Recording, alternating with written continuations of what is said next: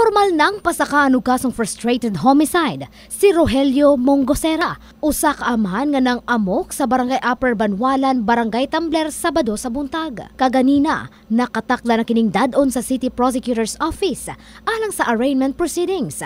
Human nga desididong mo-file ang pamilya sa biktima og reklamo ngadto kang Mongosera. Kaso gid mi nga pwede lang ang bayranon sa ospital, ma'am, unsaon ni ma'am. Siya ang manang hinungdan aning nag-ana sila. Kahinumduman nga pasado alas 8 sa buntag ni adtong adlawng Sabado, gidunggab ni Mongosera ang managsuong Charlie ug Saturnino Ong nga parehong silingan sa sospek. Gani, nahimo pa niining sunugon ang kaugalingong panimalay. Isug kuno ang sospek gumikan sa kargado kini og anting-anting. Nakaangkon og sama dinunggaban si Saturnino sa iyang tiyan apan anaa na kini sa luwas nga kahimtang. Samtang si Charlie ang nakaangkon og tulo kasama dinunggaban, usa sa wala nga kamot ug duha sa dughan nga mo'y nahimong hinungdan nga kritikal kini sa pagkakaron.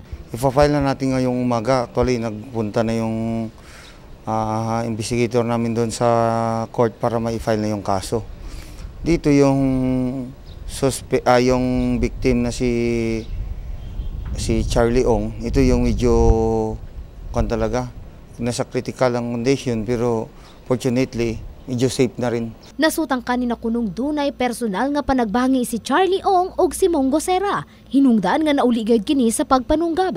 Kini base na usab sa nahimong pamahayag sa sospetsado. Apan gawas pa niini, gitan-aw usab sa kapulisan ang posibilidad nga lango kini sa ginadiling droga higayon nga kini nahitabo. Faith Dandoy, Brigada News.